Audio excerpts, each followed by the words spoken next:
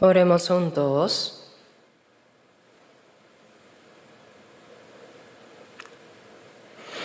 Nuestro Dios Padre misericordioso que nos amas. Nosotros estábamos lejos de ti, viviendo en pecado. Éramos tus enemigos, dignos de recibir tu ira y juicio por nuestras malas obras.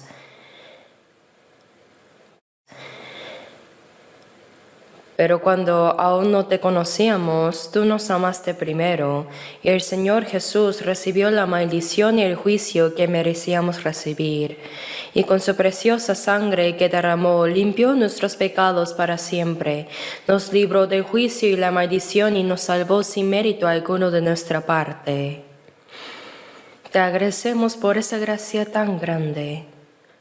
En este momento, nosotros, los redimidos por la preciosa sangre del Señor, nos reunimos ante ti para alabarte por tu amor y gracia, y para aprender tu palabra y para tener comunión contigo.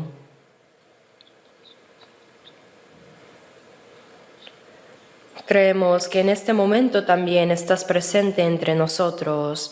Cuida a cada uno de nosotros y sosténnos con tu poderosa mano. Y si hay alguien entre nosotros que todavía no ha comprendido verdaderamente el amor de Dios, abre su corazón y guíale para que pueda entender este grande y maravilloso amor y gracia de Dios y recibir por fe la vida eterna y la esperanza.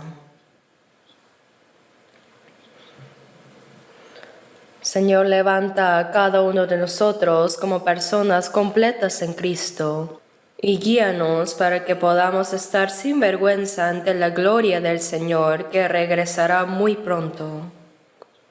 Creemos que, Señor, tú estás con todas nuestras iglesias en todo el país, y con nuestras iglesias en todo el mundo, y con todos los hermanos que guardan la fe y predican el Evangelio a pesar de las dificultades. Creemos que tú nos ayudas con el poder de la palabra y del Espíritu Santo. Te pedimos que obres para que el Evangelio sea predicado a muchas almas que aún están perdidas, para que ellas puedan ser salvadas. Señor, que nos das la palabra necesaria en cada momento y que nos enseñas el camino que debemos seguir, ayúdanos a entender tu palabra y tu santa voluntad que quieres enseñarnos en esta hora. Todo esto hemos orado en el nombre de nuestro Señor Jesucristo. Amén. Vamos a buscar en la Biblia Mateo 24.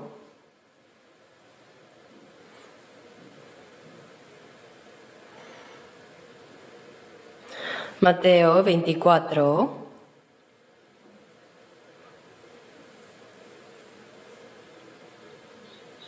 Desde versículo 42. Capítulo 24, desde el versículo 42.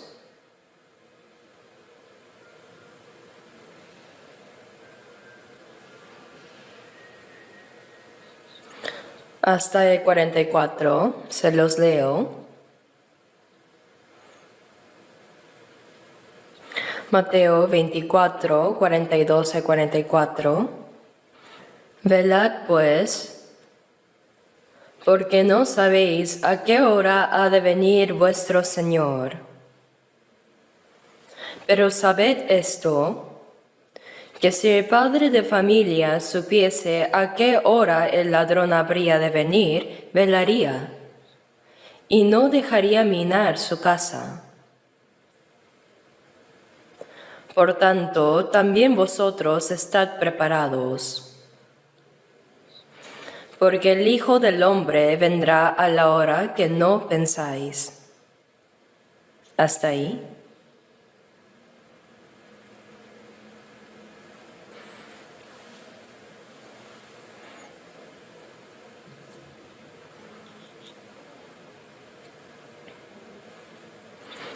Ayer, algunos ancianos, diáconos y yo visitamos a la inauguración de la iglesia de Tonghe, que está muy lejos de aquí. Nos tomó bastante tiempo llegar. En Tonghe han construido un nuevo templo y muchas personas están evangelizando juntos. Dicen que hay 18 iglesias nuestras en la provincia de Gangwon. Antes había pocas iglesias en esa región, pero ahora cada vez hay más. Y muchas personas están siendo salvadas y las iglesias están trabajando activamente para predicar.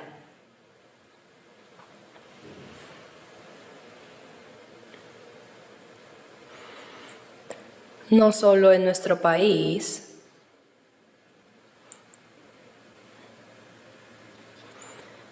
sino que en todo el mundo hay muchos peligros políticos, militares y ambientales.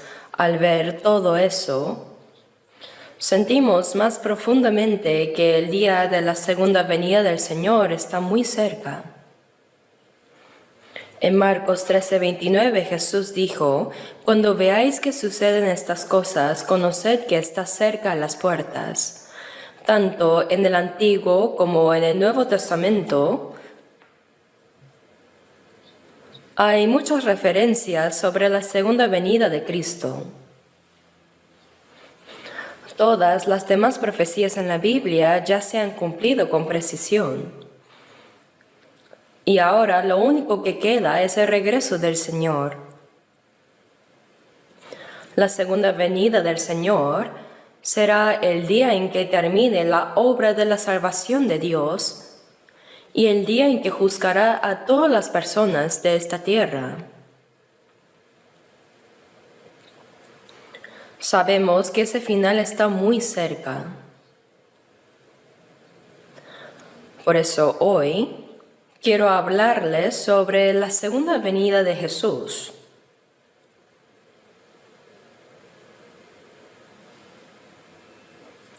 De hecho, Jesús habló en detalle sobre su regreso.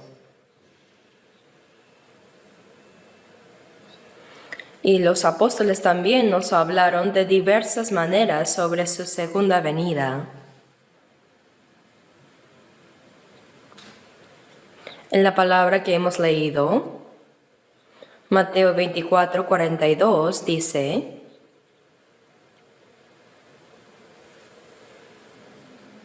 «Velad pues, porque no sabéis a qué hora ha de venir vuestro Señor. Cuando se acerque el día de la venida del Señor, los creyentes deben velar en su fe. Deben velar anhelando y esperando su regreso. Tienen que estar despiertos espiritualmente. Velar es una expresión que se dice en comparación con estar dormido.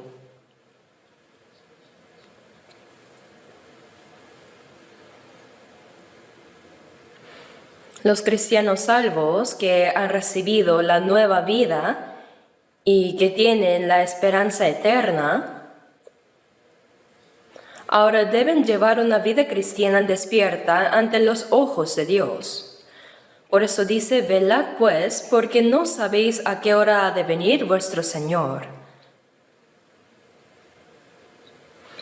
A pesar de que es seguro que el Señor vendrá de nuevo, del día y la hora nadie sabe. El Señor dijo que ni los ángeles del cielo ni el Hijo lo saben, ni siquiera Jesús lo sabe. Solo el Padre lo sabe, porque está en el plan de Dios. Pero en la Biblia, Dios nos ha mostrado varias señales de que ese día está cerca.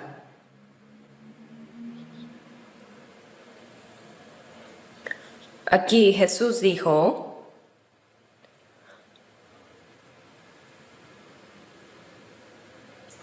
porque no sabéis a qué hora ha de venir vuestro Señor. Pero sabed esto, que si el padre de familia supiese a qué hora el ladrón habría de venir, velaría y no dejaría minar su casa. Las casas de los israelíes eran diferentes a las nuestras actuales. Estaban hechas de ladrillos de barro o de madera con barro. Así que eran muy frágiles. Por eso cuando venía un ladrón no necesitaba abrir la puerta, sino que podía entrar perforando la pared. Entonces dijo, velaría y no dejaría minar su casa.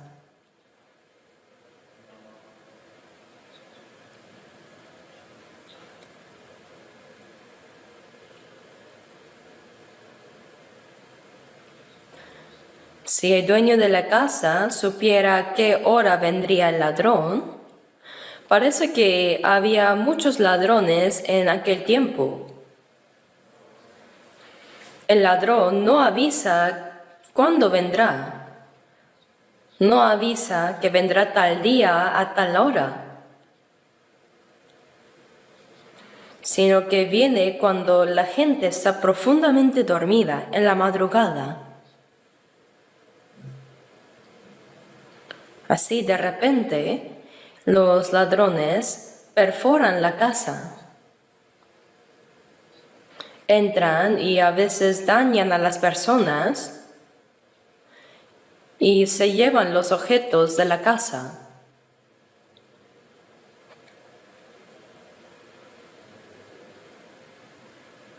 Por tanto, también vosotros estad preparados, porque el Hijo del Hombre vendrá a la hora que no pensáis. Si supieran a qué hora vendría el ladrón, estarían despiertos para evitar que entre a la casa. Pero como no saben cuándo vendrá, siempre deben estar preparados. Por tanto, también ustedes deben estar preparados para recibir al Señor. El Hijo del Hombre vendrá a la hora que no pensáis, dice. Podría venir de repente cuando estemos apegados al mundo y cuando estemos viviendo sin preocupación.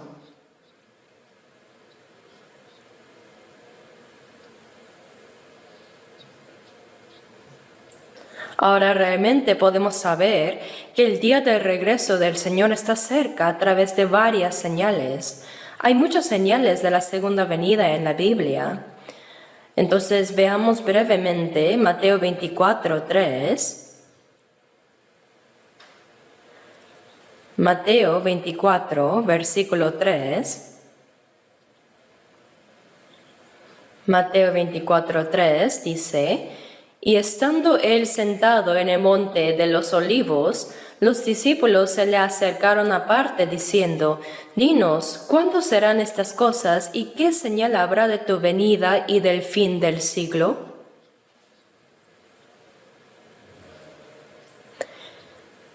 El Señor habló frecuentemente sobre el fin del mundo.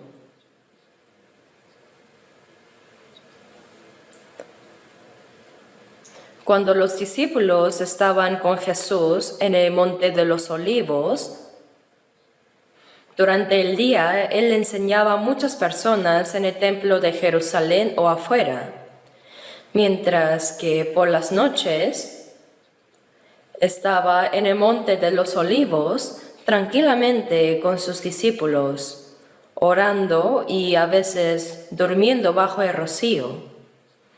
Así que dice, y estando él sentado en el monte de los olivos, los discípulos se le acercaron aparte diciendo, dinos, ¿cuándo serán estas cosas? Anteriormente Jesús había hablado sobre la destrucción de Jerusalén y de Israel. El templo de aquella época, antes del año 586 a.C., que Salomón había construido, fue quemado y destruido por Babilonia. Y después de 70 años de cautiverio en Babilonia, regresaron a Israel según la promesa de Dios. Entonces un hombre llamado Zorobabel lideró la reconstrucción del templo. Ese templo era muy humilde comparado con el anterior. Pero más tarde, cuando Roma gobernaba Israel, el rey Herodes, enviado por Roma, amplió este templo de manera impresionante para ganarse el favor de los judíos. Así que el templo en tiempos de Jesús tardó 46 años en construirse. De verdad era muy magnífico. Este templo fue construido principalmente con piedras talladas, pero Jesús dijo que no quedaría piedra sobre piedra que no fuera derribada. Esto sorprendió a los discípulos, pues la destrucción de Jerusalén significaba la destrucción de Israel. Por tanto, los discípulos debían estar temerosos y curiosos. ¿Cuándo serán estas cosas?, preguntaron. ¿Cuándo será la destrucción del templo, es decir, la destrucción de Jerusalén? ¿Y qué señal habrá de tu venida y del fin del siglo?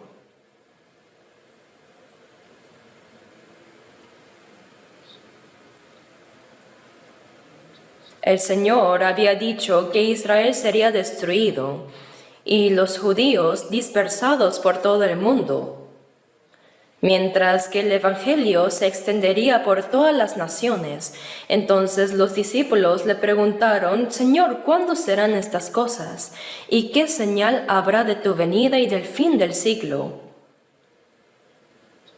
El Señor había mencionado varias veces que volvería, pero los discípulos apenas podían creerlo y se preguntaban cuándo sucedería. Así que le preguntaron a Jesús lo que más les intrigaba. Hay que saber que la venida del Señor es el fin del mundo.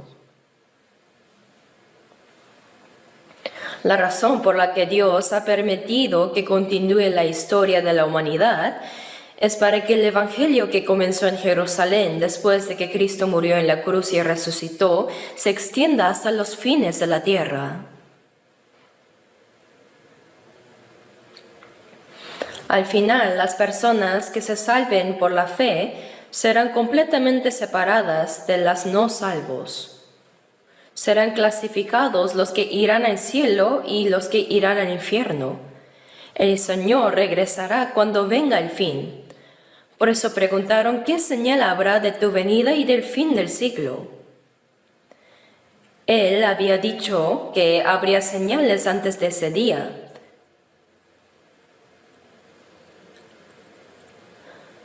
Cuando sentimos el cálido aire de primavera y vemos brotar las flores. Yo, cuando fui a la iglesia de Tonge, vi que los cerezos estaban florecidos a lo largo del camino y me di cuenta: ahora es primavera. Esa es la señal de la primavera. Y cuando las hojas verdes se vuelven amarillas y caen con el viento, sabemos que el invierno se acerca. Es decir, podemos predecir eventos futuros viendo lo que está sucediendo ahora. Por eso el Señor dijo que antes de su regreso no vendría de repente sin señales, sino que habrá varias.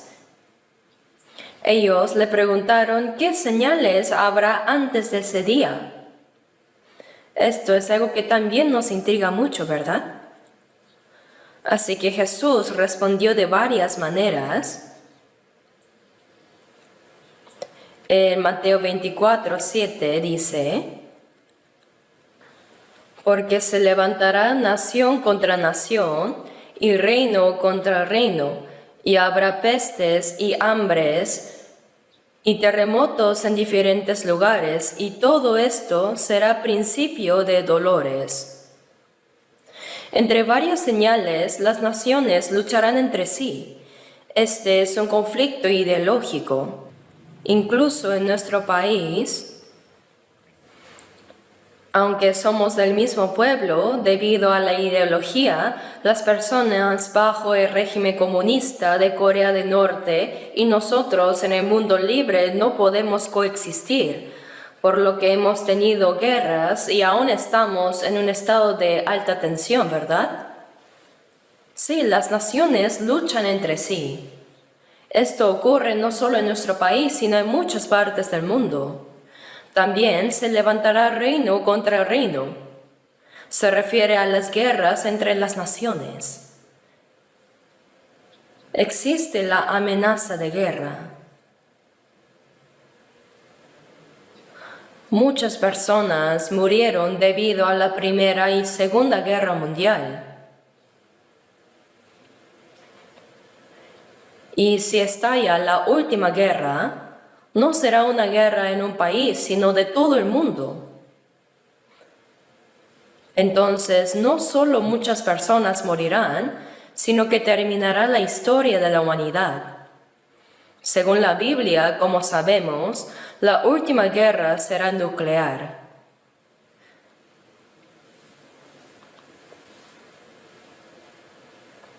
Cuando Sodoma y Gomorra se corrompieron moralmente, Dios las destruyó con fuego y azufre, como está detallado en Génesis 19. Y en tiempos de Noé, cuando estaba lleno de maldad, Dios juzgó al mundo con un diluvio. Ahora el mundo está más lleno de maldad que en los tiempos de Noé o de Sodoma y Gomorra.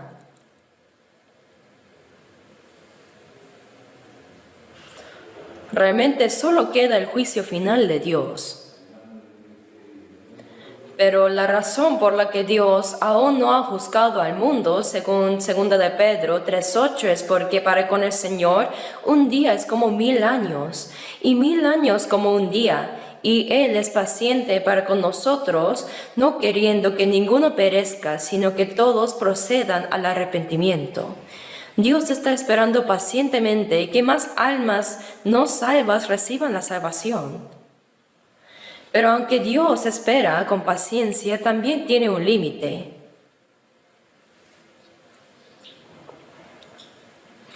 Cuando llegue el momento, deberá terminar. Así que se levantará nación contra nación y reino contra reino. Esta es la amenaza de la guerra. Y la última guerra será diferente a las guerras anteriores, pues la final será nuclear. Actualmente, 8 países en el mundo poseen armas nucleares. E incluso un país pequeño como Corea del Norte está desarrollando armas nucleares y amenazando con ellas. En Ezequiel 38 se describe en detalle cómo será la última guerra nuclear. Está escrito que Rusia desempeñará un papel principal en esa guerra. Ros es Rusia. Desde el extremo norte, directamente al norte de Israel, está Moscú. El extremo norte, Ros y Mesec, es Moscú. Y llevará a varias naciones a atacar a Israel. Ya están preparados para esto. Las naciones que estarán al frente cuando Rusia vaya a atacar a Israel están exactamente como se menciona en la Biblia. El país que estará a la vanguardia es Irán. El propósito de Irán al desarrollar armas nucleares es atacar a Israel.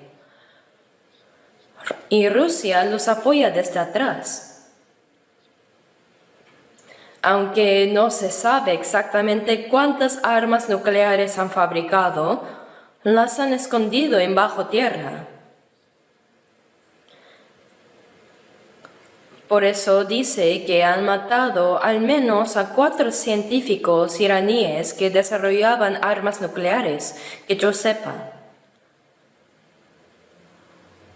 A uno, mientras subía a su auto por la mañana y cuando arrancó se explotó una bomba.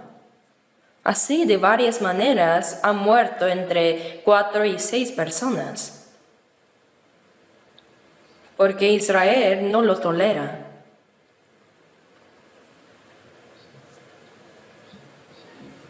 Ahora los países que liderarán cuando Rusia vaya a atacar a Israel ya están completamente preparados, literalmente como dice la Biblia. Por tanto, la última guerra será nuclear. En Zacarías 14:12 dice, y esta será la plaga con que herirá Jehová a todos los pueblos que pelearon contra Jerusalén. La carne de ellos se corromperá estando ellos sobre sus pies, y se consumirán en las cuencas sus ojos, y la lengua se les deshará en su boca. ¿Por qué se describe así? ¿Acaso la gente se pudre estando de pie? Dice que estando de pie sus ojos se consumirán, sus lenguas se desharán y su carne se corromperá. Si estalla una guerra nuclear, no habrá tiempo ni para caerse al suelo. Simplemente se derretirán en el acto. Puesto que están detallados sobre la guerra nuclear en la Biblia, no podemos dudar de ello. La guerra nuclear definitivamente ocurrirá.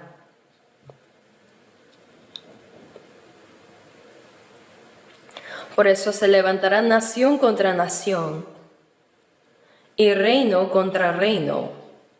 Esta señal es demasiado evidente en nuestra época. Es realmente un milagro que no haya estallado esta guerra todavía. No sabemos qué podría suceder en un solo día. Corea del Norte constantemente amenaza con convertir a Corea del Sur en tierra de fuego y hacerlos pedazos. No lo dice solo con palabras, ¿no? Aunque ellos no puedan hacer otras cosas, son expertos en fabricar armas nucleares. Quizás con la tecnología proporcionada por Rusia.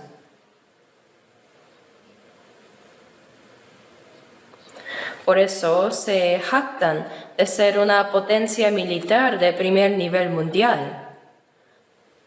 De todos modos, vivimos en tiempos peligrosos. Sin embargo, no debemos temer demasiado. La guerra nuclear ciertamente ocurrirá. Cuando estalle una guerra nuclear en cualquier lugar o momento, eso será el fin del mundo. Pero antes de que llegue ese día, el Señor vendrá. Así como antes de la destrucción de Sodoma y Gomorra, Dios sacó a Lot y a sus 2 hijas, y como en el juicio del diluvio salvó en el arca a Noé y su familia, en total a 8 personas, de igual manera, antes del juicio final por el fuego, el Señor nos salvará. En Isaías 50:11 dice, He aquí que todos vosotros encendéis fuego y os rodeáis de teas. Andad a la luz de vuestro fuego y de las teas que encendisteis. Entrarán en el fuego que ellos mismos encendieron y allí perecerán. La humanidad morirá por las bombas que ella misma creó. Sin embargo, antes de que llegue ese día, el Señor volverá. Esa será la segunda venida de Jesucristo en el aire. Así como Enoc fue llevado antes del diluvio, y como Lot y sus 2 hijas fueron guiados fuera de Sodoma, ciertamente el Señor vendrá a llevarnos. En 1 Tesalonicenses 1:10 se menciona que cuando el Señor regrese nos librará de la ira venidera. Jesús vendrá para salvarnos de ese juicio final que vendrá sobre el mundo.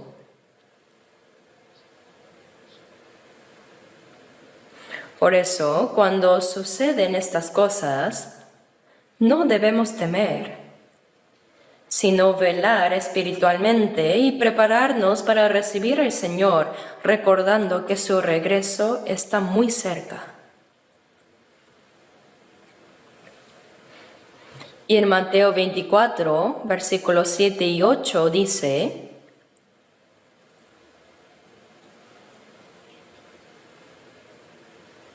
porque se levantará nación contra nación y reino contra reino.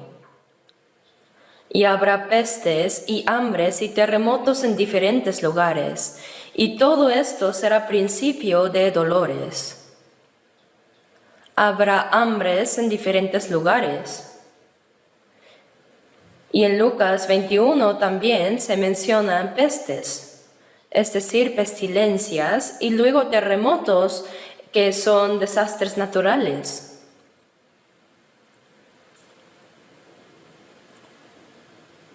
Aunque siempre ha habido terremotos desde el siglo XX, comenzaron a incrementarse dramáticamente.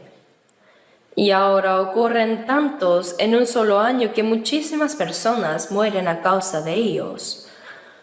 Recientemente en Myanmar hubo un terremoto de magnitud 7.7, por lo cual muchas vidas murieron. Sabemos que habrá señales de terremotos aún más grandes en diversas partes del mundo. Es cierto. En cuanto al hambre, es lo que llamamos escasez. Aunque siempre ha habido hambrunas, ahora debido a la contaminación del aire y el cambio climático, los árboles se están secando. Y las cosechas no dan fruto. Por eso muchas personas mueren de hambre, mientras que por el contrario nosotros comemos en exceso, que hacemos dietas e intentamos no comer. Pero hay incontables personas que no tienen qué comer. Hay hambres y cambios climáticos en diferentes lugares. Estos problemas no tienen posibilidad de ser solucionados previsiblemente. Y como dice Lucas 21, además del hambre, habrá pestes, es decir, pestilencias. Aunque también hubo epidemias en el pasado, como el virus ébola o la peste negra, por estas pestes, sí, muchos se murieron, pero la pandemia de COVID-19 que experimentamos recientemente fue diferente, ¿no? No fue algo localizado, sino que se extendió por todo el mundo en un instante. Pero esto parece ser solo un tráiler de lo que podría venir. Muchos expertos advierten que podría surgir enfermedades aún más letales.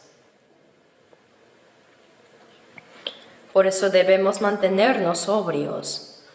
Hambres en diferentes lugares, terremotos y pestes, todo esto ya está cumpliendo. Y con una intensidad cada vez más creciente.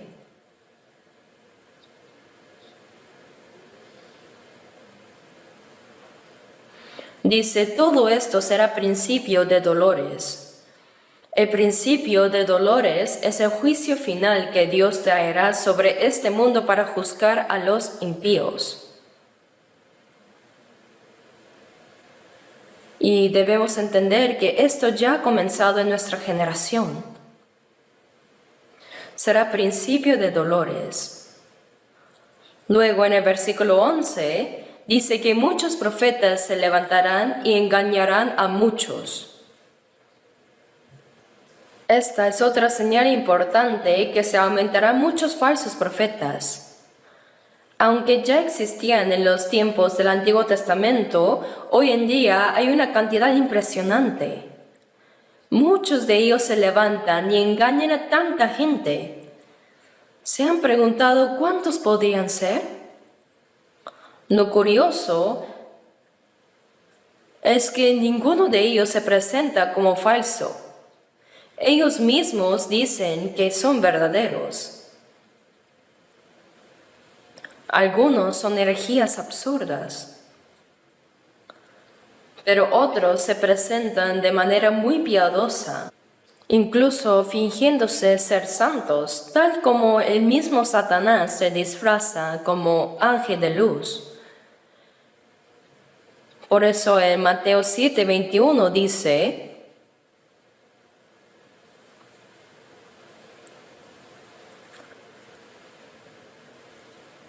no todo el que me dice Señor, Señor, entrará en el reino de los cielos.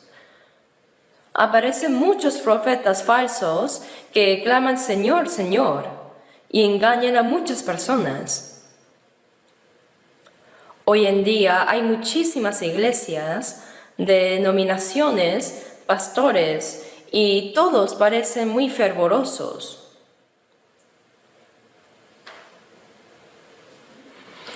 Pero ¿cuánto desearíamos que todos ellos predicaran el verdadero evangelio, no? En el Antiguo Testamento hubo momentos en los que había cientos de falsos profetas y solo un verdadero profeta de Dios. Eso pasó varias veces. Ahora también ocurre algo similar. Muchos se autodenominan profetas,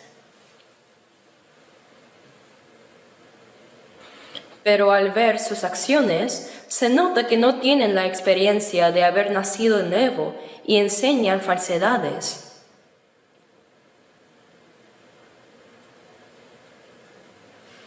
Aparentan ser santos y hacer buenas obras, pero son hipócritas.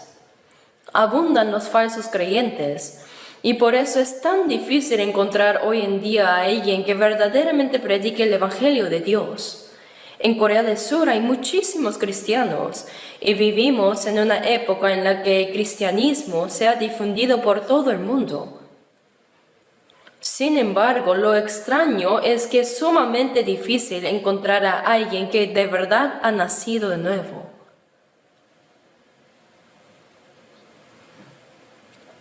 Por eso en Lucas 13:24 dice: esforzaos a entrar por la puerta angosta, porque os digo que muchos procurarán entrar y no podrán. Hay muchos que se esfuerzan por entrar al cielo, pero muy pocos lo logran. ¿Por qué? Porque los falsos creyentes enseñan mentiras y con eso engañan a muchos. Tantos se levantan y engañan a tantas personas.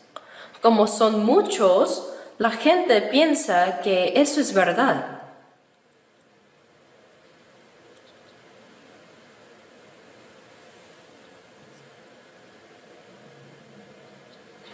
Vivimos en tiempos en los que lo falso se presenta como verdadero y lo verdadero es tratado como falso. Dice: engañarán a muchos. Mateo 24:12 dice: y por haberse multiplicado la maldad, el amor de muchos se enfriará. Al final de los tiempos, la maldad es el pecado, se multiplica la iniquidad. Y por haberse multiplicado la maldad, el amor de muchos se enfriará.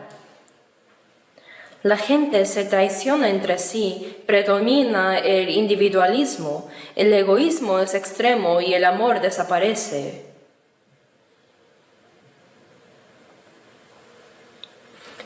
Leamos ahora Mateo 24, versículo 14. Y será predicado este evangelio del reino en todo el mundo para testimonio a todas las naciones, y entonces vendrá el fin. ¡Qué palabra tan importante! Este Evangelio del Reino debe ser predicado como testimonio a todas las naciones. Cuando Jesús dijo esto, incluso los discípulos no lo podían comprender completamente. Aún dentro del pueblo escogido de Israel, eran muy pocos los que creían en Jesús.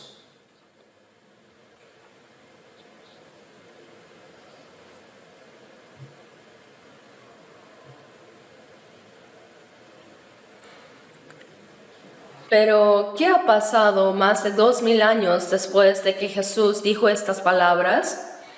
El Evangelio ha sido predicado en Jerusalén, en Judea, en Samaria y hasta lo último de la tierra, llegando a todo el mundo. En los tiempos de Jesús usaba la Biblia escrita en hebreo, es el idioma del pueblo de Israel. El Antiguo Testamento se escribió mayormente en hebreo y algunas partes en arameo.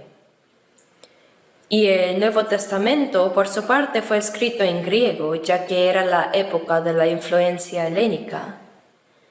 Pero ahora, ¿quién entendería si habláramos en hebreo o griego antiguo? Para que el Evangelio sea predicado en todo el mundo, tiene que ser traducido a las lenguas de cada país. Actualmente se ha traducido a 3.686 dialectos. Esa es la cifra anunciada oficialmente. En otras palabras, ya ha sido traducido a todos los idiomas necesarios para alcanzar el mundo entero, y será predicado este Evangelio del Reino en todo el mundo. El Evangelio ya ha sido predicado hasta lo último de la tierra. Así que cuando dice "y entonces vendrá el fin", se refiere a la segunda venida del Señor y el cumplimiento de la última obra del Evangelio. Sin duda fuimos salvos en la última era que Dios determinó y estamos viviendo en un tiempo donde el regreso del Señor está más cerca que nunca. No hay duda de ello, es completamente cierto. Todas las señales que debían cumplirse antes de su venida ya se han cumplido, entonces, ¿qué más queda?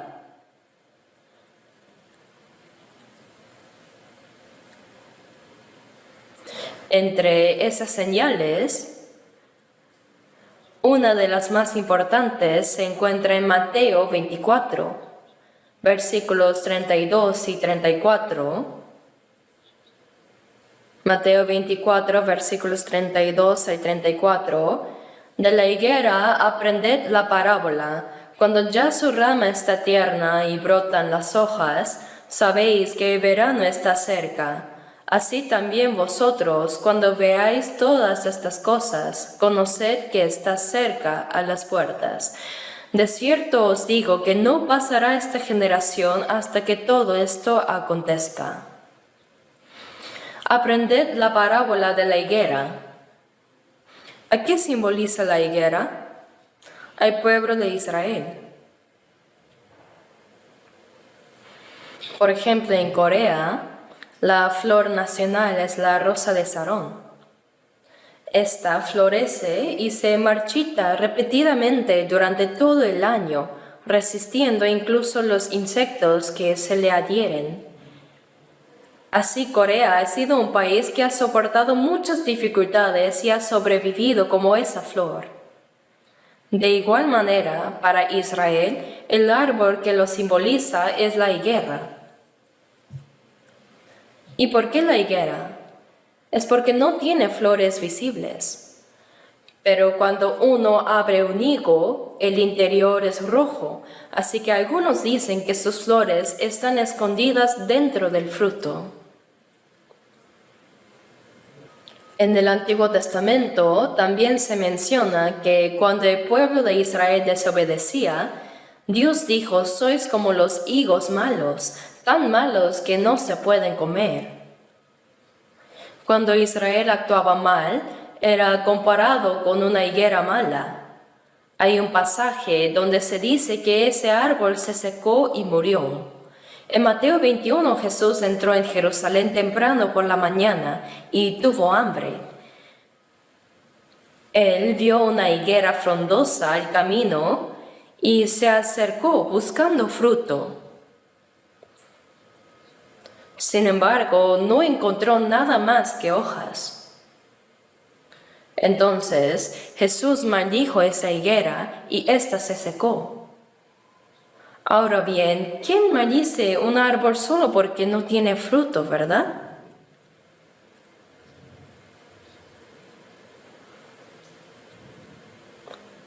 Recuerdo que antes leí en un libro de Bertrand Russell, un filósofo, titulado ¿Por qué no soy cristiano?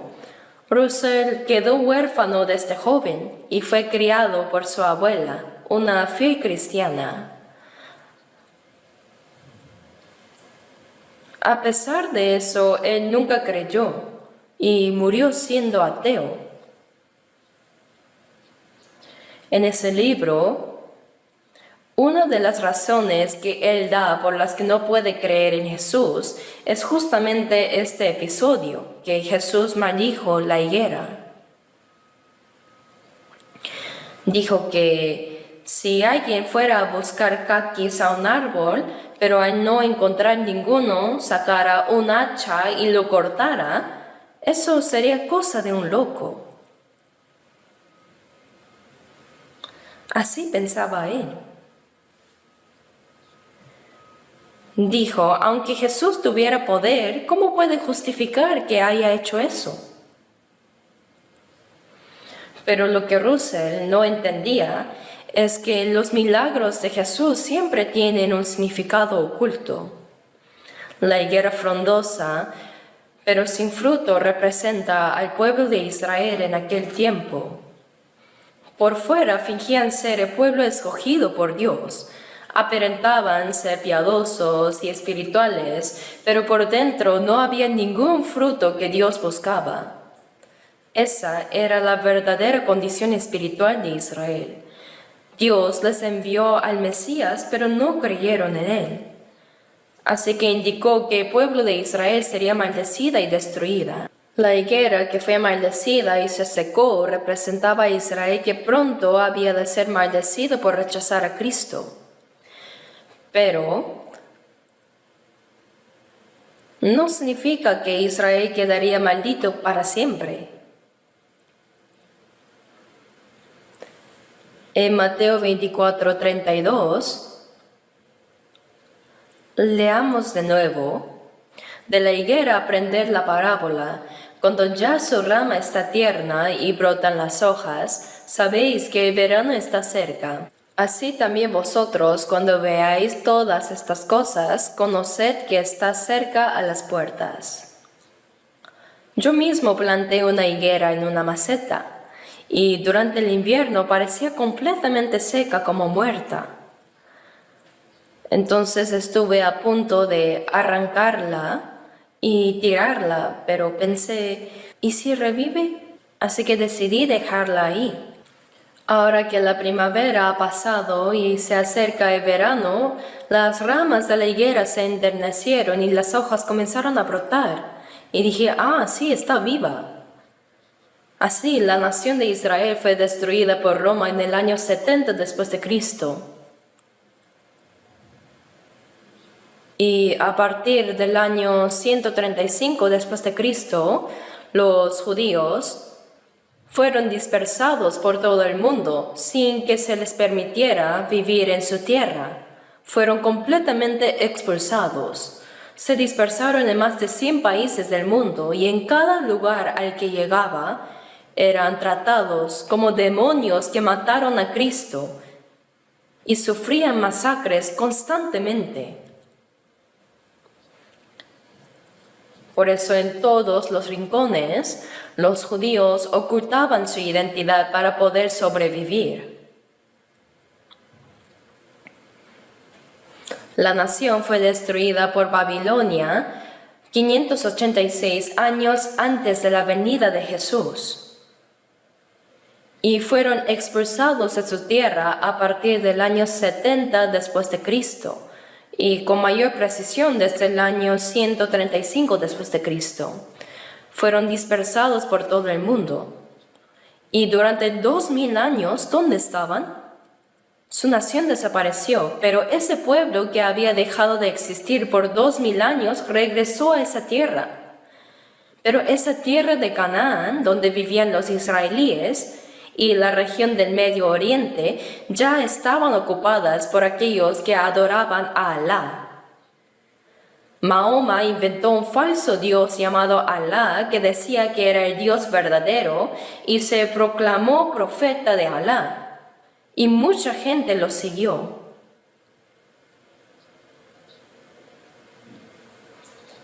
Realmente la mentira se cree más fácilmente. Es extraño, pero fue así. Entonces decían, hay que matar a todos los ricos. En ese tiempo también había muchos pobres y los ricos los explotaban, obligándolos a trabajar. Pero frente a Alá decían que todos son iguales y eso les agradaba a los pobres. Es una idea similar al comunismo. Si quieres ponerte del lado de los pobres, basta con eso. Así que dijeron, maten a los ricos. Y huyeron de la Meca a Medina, y unos 300 soldados los siguieron. Así protegieron a Mahoma, y posteriormente organizaron un ejército. Y les decían, ¿aceptarán el Corán y al Dios Alá? Si no aceptan al Dios Alá y el Corán, serán ejecutados.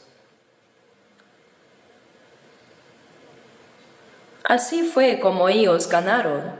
Esa fue la victoria de ese ejército. Y así nació el Islam.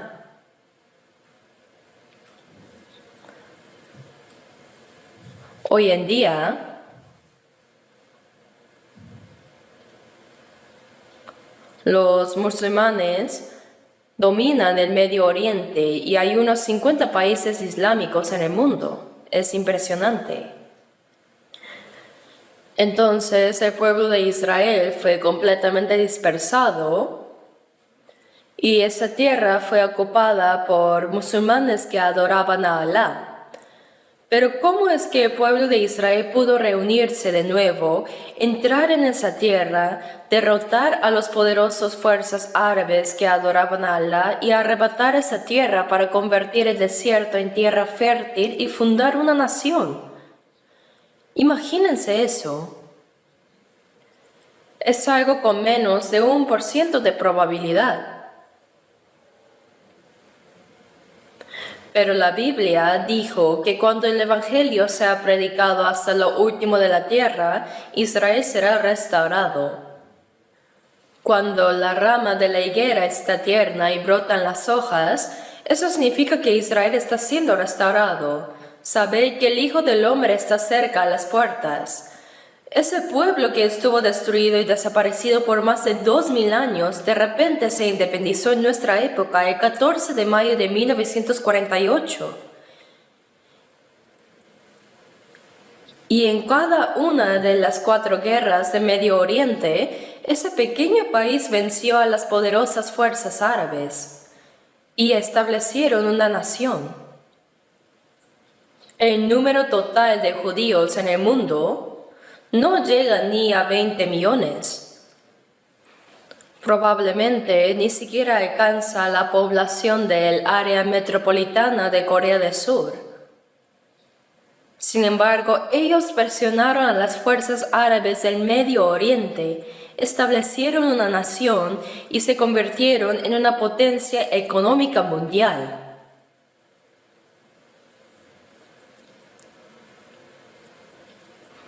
Es un pueblo que siempre gana en las guerras, con la mente más brillante, que tiene más dinero que todos. Realmente es un pueblo asombroso. Pensábamos que habían sido exterminados por completo, pero ¿cómo es que después de más de 2000 años se independizaron? Así como las ramas de la higuera se enternecen y brotan hojas después del invierno, aunque parecían estar muertas, eso indicaba la restauración de Israel. El 14 de mayo de 1948 brotaron esas hojas. Lo saben, ¿no?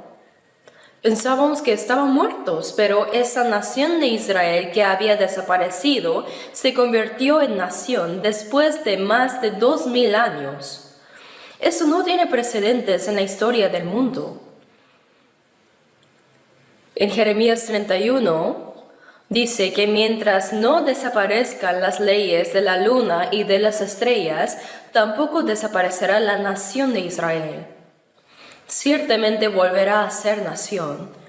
Y en nuestra época Israel ha sido restaurado. Y no solo restaurado, sino que ese pequeño pueblo se ha convertido en el país más poderoso. Al ver a Israel, uno puede darse cuenta fácilmente de que detrás de ellos está Dios. Por eso, cuando veáis eso, sabéis que el Hijo del Hombre está cerca a las puertas.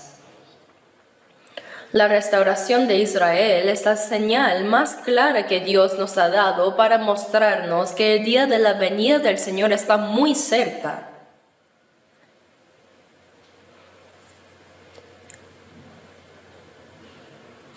Y en Mateo 24 versículos 34 y 35 dice: de cierto os digo que no pasará esta generación hasta que todo esto acontezca. El cielo y la tierra pasarán, pero mis palabras no pasarán. La expresión antes que pase esta generación no se puede definir como unas pocas décadas. No se puede fijar cuántos años dura una generación, pero lo claro es que cuando los hombres de esa época aún estén vivos. Pilato entregó a Jesús para que fuera crucificado, pero él había defendido 3 veces a Jesús. ¿Por qué queréis crucificarlo si es inocente? Pero los judíos obstinadamente clamaban: crucifícale. Y lo amenazaron diciendo: si no lo crucificas, también tú eres uno de ellos, eres rebelde contra César. Pilato también era un cobarde. Si el pueblo de Israel protestaba o provocaba una revuelta, Roma llamaría de regreso a Pilato, acusándolo de mala gestión política. Así que pensó: sí, está bien, quieren que mate a un inocente, lo haré. Pero se lavó las manos delante de ellos, diciendo: inocente soy de la sangre de este justo. ¡Ay a vosotros! Y respondieron: claro, su sangre sea sobre nosotros y sobre nuestros hijos. O sea, desde su propia generación hasta sus descendientes, por casi 2000 años. El precio de la sangre por haber matado a Cristo inocente recaería sobre ellos. En Mateo 23:36, Jesús dijo: todo esto vendrá sobre esta generación. Se refiere a la generación en que estaban vivos los que mataron a Jesús. Mientras esas personas aún vivían, Jerusalén fue destruida. Así también, cuando Jesús dijo que no pasará esta generación hasta que todo se acontezca, se refiere a que el Señor vendrá mientras estén vivos los hombres que vieron la restauración de Israel. ¿Qué época es esa? Es la nuestra. Hasta hace apenas unas pocas décadas, el Estado de Israel no existía en la tierra.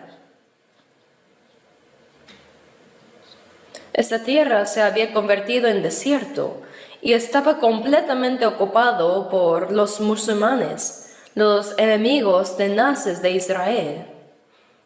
Entonces, ¿cómo iban a entrar a derrotarlos, convertir el desierto en tierra fértil y establecer ahí una nación?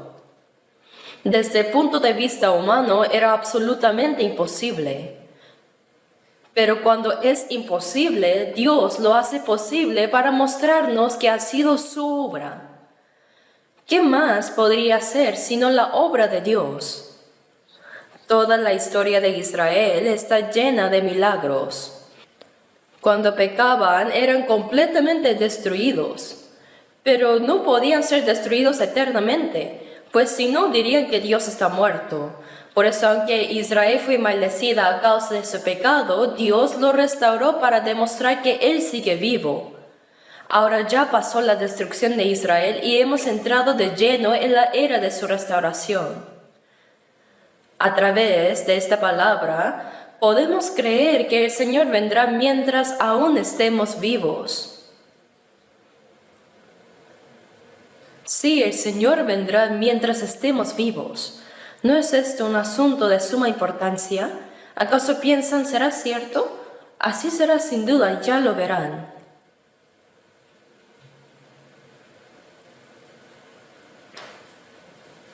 El Señor podría venir incluso hoy. Y si no viene hoy, quizás mañana. Y si no este año, entonces el próximo. Hay una razón por la que aún no ha venido. Hay dos razones. Una, como muchos cristianos, aunque ya han sido salvos, no están viviendo correctamente, el Señor les da una pequeña oportunidad para que puedan vivir de manera recta. Pero si no entienden eso y siguen viviendo según su propio parecer, eso no está bien. El Señor nos da una oportunidad para que vivamos para Él. Y en cuanto a aquellos que aún no son salvos, ¿no dice 2 Pedro 3 que para el Señor un día es como 1000 años y que Él es paciente, no queriendo que ninguno perezca, sino que todos procedan al arrepentimiento? Y tener entendido que la paciencia de nuestro Señor es para salvación, dice. Esa es la razón por la que el Señor no ha venido todavía, pero incluso el tiempo que Dios espera tiene un límite. Creo que vivimos en una época en la que podemos recibir al Señor estando vivos. Pensemos brevemente en lo que sucederá cuando el Señor regrese. Leamos 1 de Pedro 1. 1 de Pedro capítulo 1, versículo 13.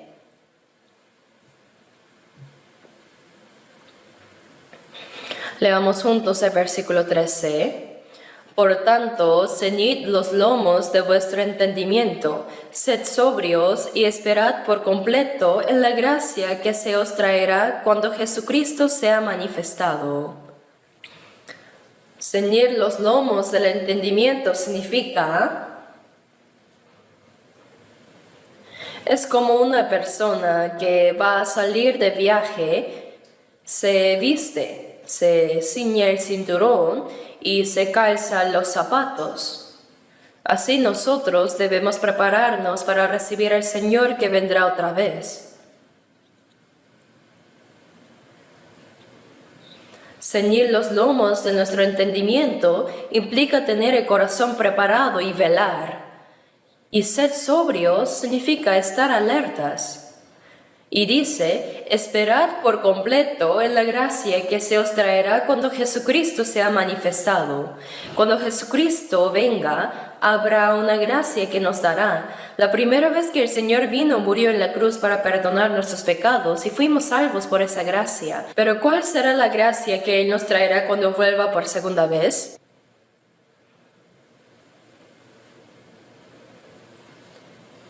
Hay una gracia que nos dará en ese momento.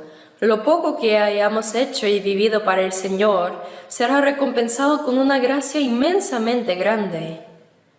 Esa es gracia.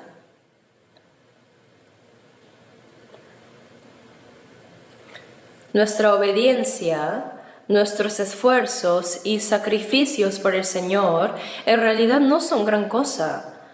Pero en comparación, la recompensa que el Señor nos dará será demasiado grande y eterna. Eso es gracia. Esperad por completo en la gracia. Por eso debemos anhelar ese día.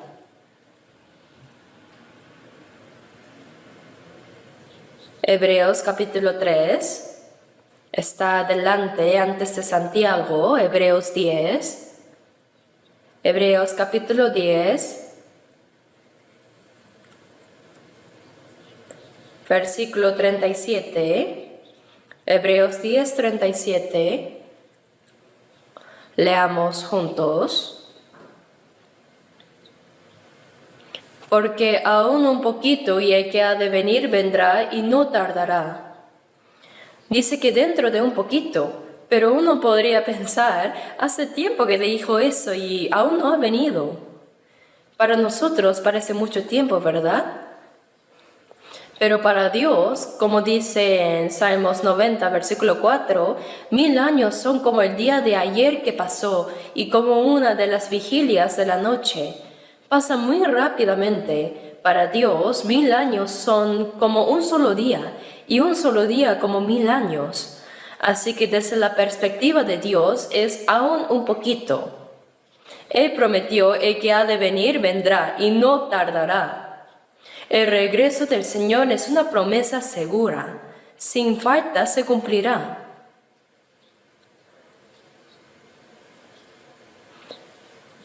Y respecto a la segunda venida del Señor, hay dos aspectos a considerar. Está la venida en el aire y la venida sobre la tierra.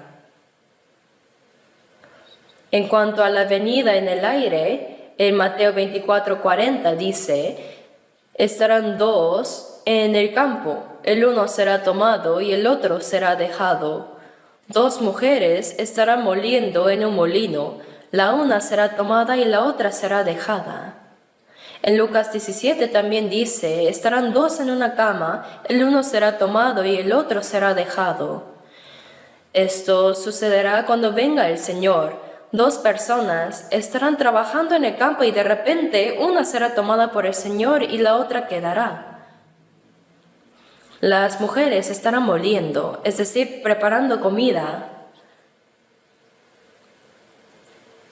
El pueblo de Israel solía moler el grano con una piedra para hacer harina y luego cocer pan.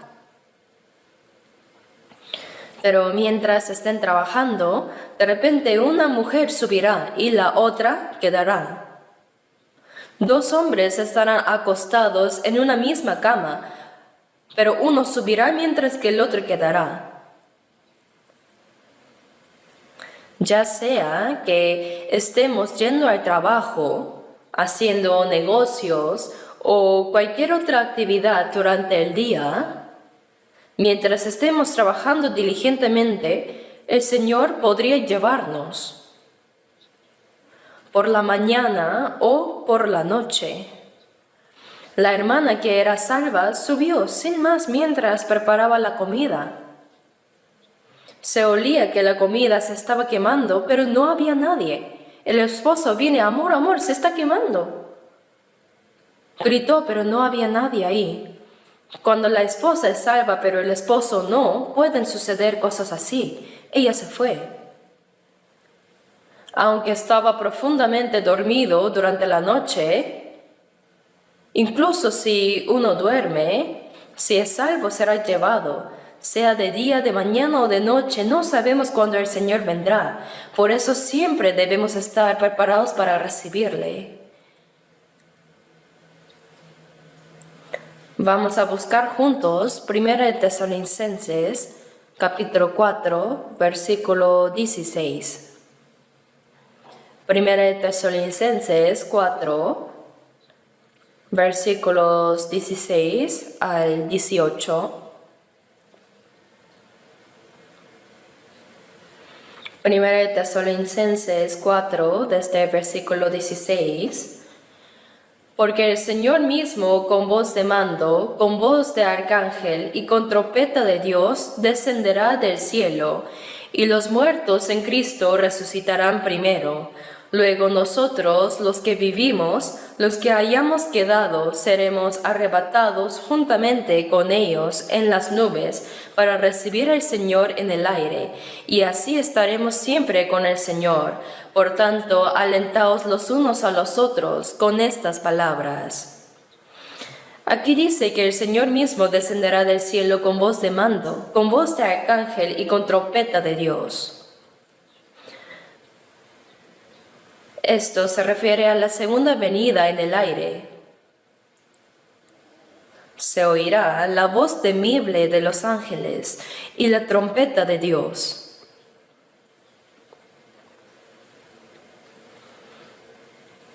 Dice, el Señor mismo descenderá del cielo y los muertos en Cristo resucitarán primero.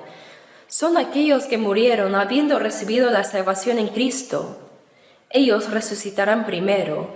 Los salvos que han muerto, sus almas están en el paraíso, mientras que sus cuerpos están en la tumba.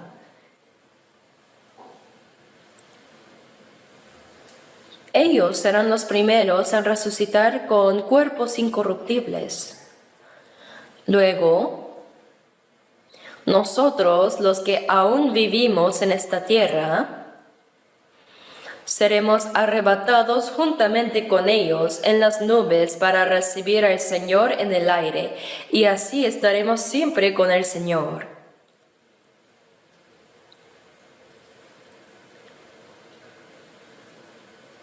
Seremos arrebatados en las nubes. Esto no significa simplemente subir unos metros en el aire, sino que se refiere al entrar del mundo material al mundo espiritual. Nosotros, junto con los santos resucitados, seremos arrebatados en las nubes. A esto se le llama arrebatamiento y rapto. La palabra rapto proviene de caracteres chinos que significan ser llevado y alzado, ser llevado y alzado. Cuando el Señor venga, los que estemos vivos seremos transformados en un instante. ¿Cómo? Seremos transformados a la semejanza del cuerpo glorioso del Señor.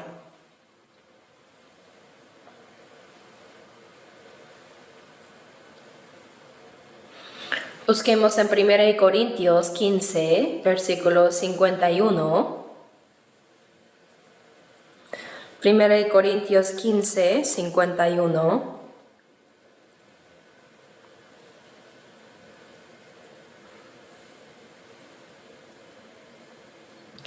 Versículos 51 y 52.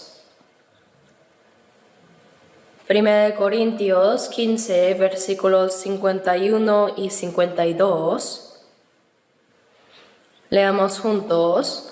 He aquí os digo el misterio, no todos dormiremos, pero todos seremos transformados en un momento, en un abrir y cerrar de ojos, a la final trompeta, porque se tocará la trompeta y los muertos serán resucitados incorruptibles y nosotros seremos transformados. No todos dormiremos. Aquí dormir se refiere a morir. En un abrir y cerrar de ojos, a la final trompeta, seremos transformados. A la señal de la trompeta final de los ángeles, nuestro cuerpo será transformado en un instante. Este cuerpo bajo y vil será transformado en un cuerpo glorioso y espiritual.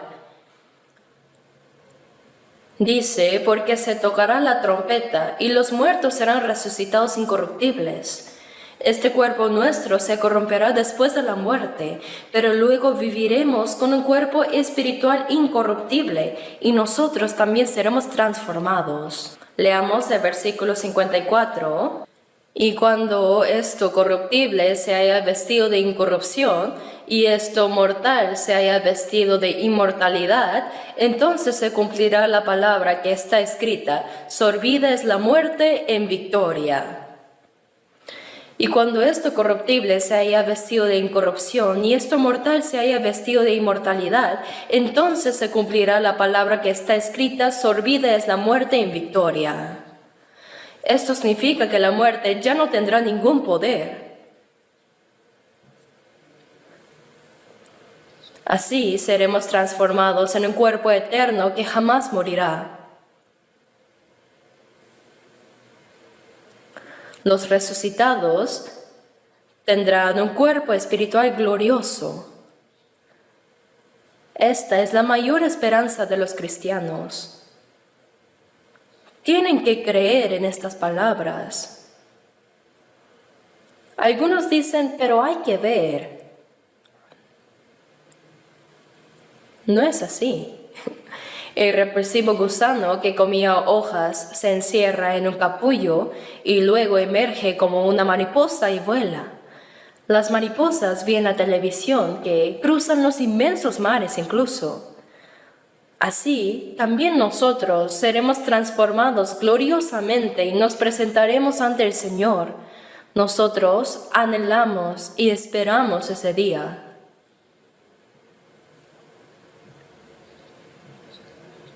Busquemos también en 1 Tesalonicenses 1, versículo 10. 1 Tesalonicenses 1, 10.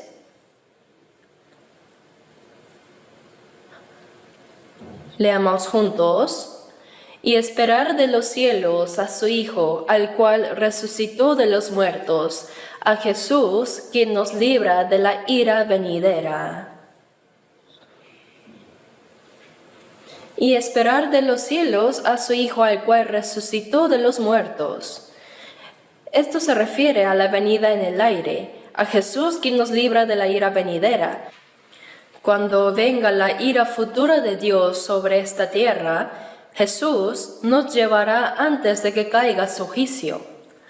Así como la familia de Noé subió al arca antes del juicio de aguas, igualmente los salvos serán llevados al aire antes del juicio y la ira de Dios en el futuro. Él nos llevará. Algunos dicen que los salvos deben pasar por los 7 años de tribulación, pero es falso, no es así. Es por la falta de conocimiento bíblico. Nosotros no entraremos en eso.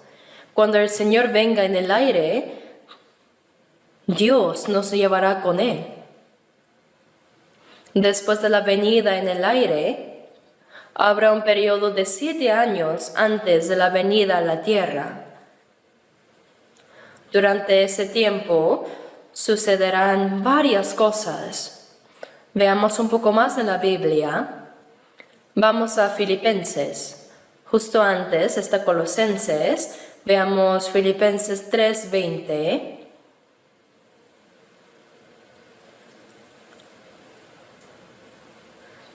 Veamos Filipenses capítulo 3, versículos 20 y 21. 20 y 21, leamos juntos. Mas nuestra ciudadanía está en los cielos, de donde también esperamos al Salvador, al Señor Jesucristo, el cual transformará el cuerpo de la humillación nuestra, para que sea semejante al cuerpo de la gloria suya, por el poder con el cual puede también sujetar a sí mismo todas las cosas. Nuestra ciudadanía está en los cielos. ¿Qué tal les parece esta palabra? Los que nacen en Corea tienen la ciudadanía coreana desde su nacimiento. Somos coreanos con confianza. Y el país tiene la responsabilidad de protegernos y rescatarnos en tiempos de dificultad. Del mismo modo, los salvos son ciudadanos del reino de los cielos. Así que somos ciudadanos con doble nacionalidad. Nuestro cuerpo físico vive en esta tierra, por lo que tenemos la ciudadanía terrenal, pero nuestra alma es ciudadana del cielo. La ciudadanía de esta tierra es temporal y terminará algún día. Sin embargo, la ciudadanía celestial es eterna y gloriosa. Nuestra ciudadanía está en los cielos, de donde también esperamos al Salvador, el Señor Jesucristo. El Señor vendrá para llevarnos a ese reino, a un reino eterno. Él vendrá a salvarnos, a llevarnos de este mundo lleno de sufrimiento. Eso también es la salvación final. Por eso, en Romanos 8, versículo 23, dice la redención de nuestro cuerpo. Nosotros esperamos ese día. Dice, por el poder con el cual puede también sujetar a sí mismo todas las cosas. El Señor creó y gobierna todas las cosas con su palabra. Dice, el cual transformará el cuerpo de la humillación nuestra para que sea semejante al cuerpo de la gloria suya. Este cuerpo bajo y vil será transformado en un cuerpo glorioso como el del Señor, en un cuerpo espiritual. como un gusano repugnante se convierte en mariposa, anhelamos ese día. Esta es la mayor esperanza del cristiano, ¿verdad? Debemos anhelar y esperar ese día. Veamos también Colosenses, después de Filipenses, está Colosenses 3, versículo 4. Colosenses 3, versículo 4, leamos juntos. Cuando Cristo vuestra vida se manifieste, entonces vosotros también seréis manifestados con Él en gloria. Cuando Cristo vuestra vida se manifieste, es decir, en su segunda venida, entonces vosotros también seréis manifestados con Él en gloria. También entraremos en la gloria del Señor, con un cuerpo glorioso como el suyo. Es difícil entender cuán maravillosa será esa gloria, ¿no? ¿Se entiende o no? No, ¿verdad? Pero lo sabremos allá. Entonces diremos, wow, nada, por más bueno que sea en este mundo, no se puede comparar ni siquiera con una millonésima parte del cielo. Es otra dimensión.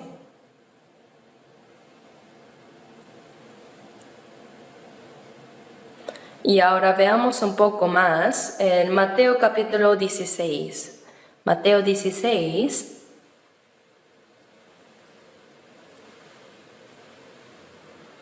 Mateo 16, desde el versículo 28, 26, versículo 28.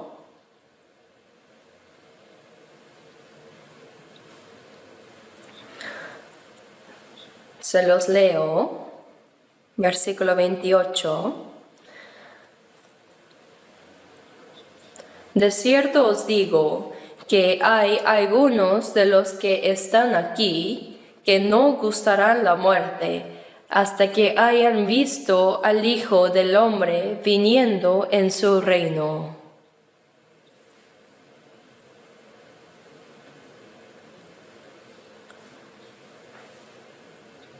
Jesús, estando con sus discípulos, dijo que algunos de los que están aquí no gustarán la muerte hasta que hayan visto al Hijo del Hombre viniendo en su reino. Pero ya hace tiempo que murieron sus discípulos. ¿Por qué no viene todavía? ¿Qué significa esta palabra? Lo que el Señor quería decir era que les mostraría de antemano a los discípulos la escena de su segunda venida. No es que iba a venir en ese instante, sino que mostraría cómo será. Algunos la verán, dijo. Mateo 16, versículos 1 al 3 dice, 6 días después, Jesús tomó a Pedro, a Jacobo y a Juan su hermano, y los llevó aparte a un monte alto, y se transfiguró delante de ellos y resplandeció su rostro como el sol, y sus vestidos se hicieron blancos como la luz. Y he aquí les aparecieron Moisés y Elías hablando con él.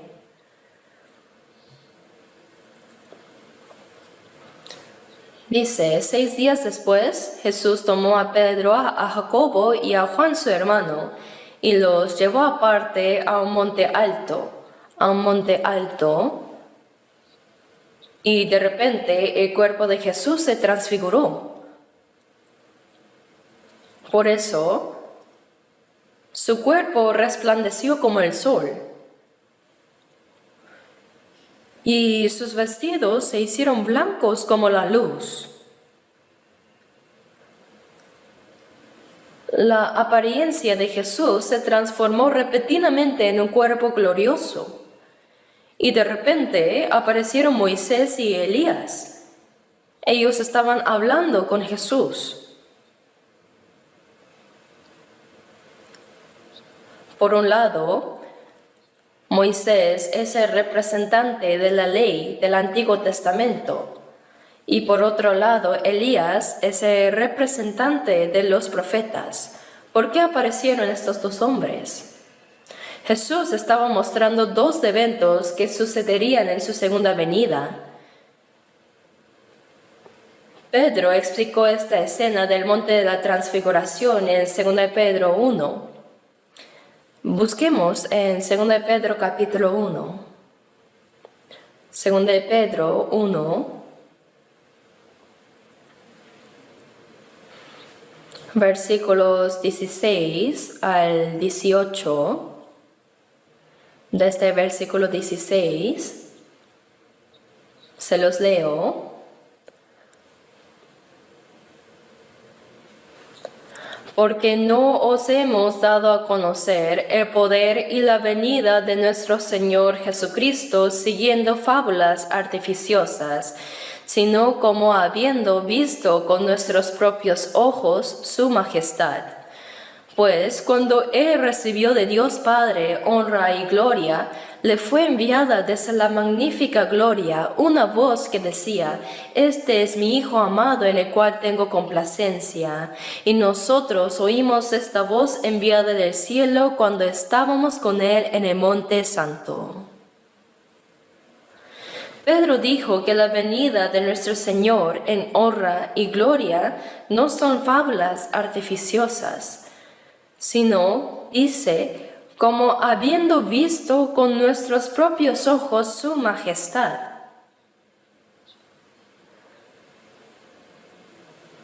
Él afirmó: vimos con nuestros propios ojos la gloria del Señor en su venida. ¿Cuándo fue eso?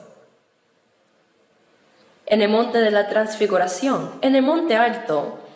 Esa escena fue una prefiguración de su venida en gloria. Cuando se oyó: Este es mi Hijo amado en el cual tengo complacencia, y nosotros oímos esta voz enviada del cielo cuando estábamos con Él en el monte alto. Esa transfiguración de Jesús en verdad fue una visión de su segunda venida. Pedro lo vio de antemano. Dios mostró por un momento lo que sucederá en el futuro.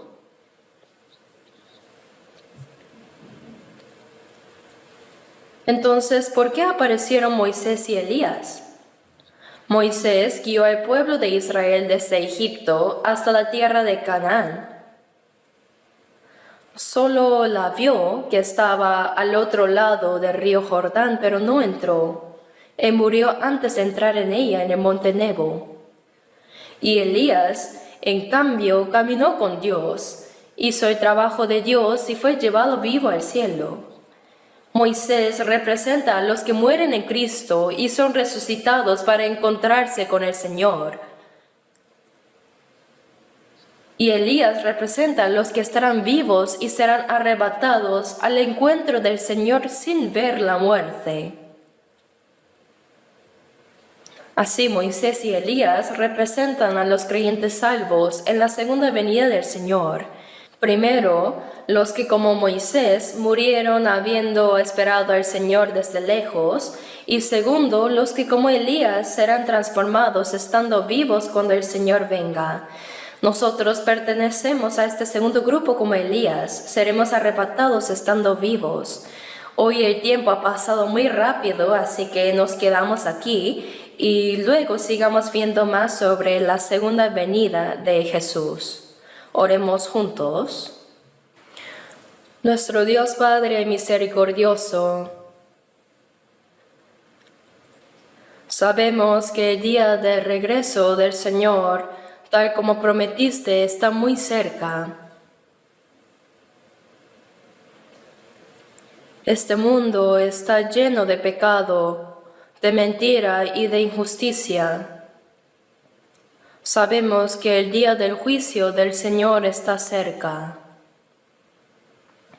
Y nosotros, los salvos, en medio de cualquier tribulación o sufrimiento en este mundo, serviremos solo al Señor, obedeceremos a tu palabra y viviremos para tu voluntad y gloria, sabiendo que cuando regreses seremos transformados en gloria para recibirte.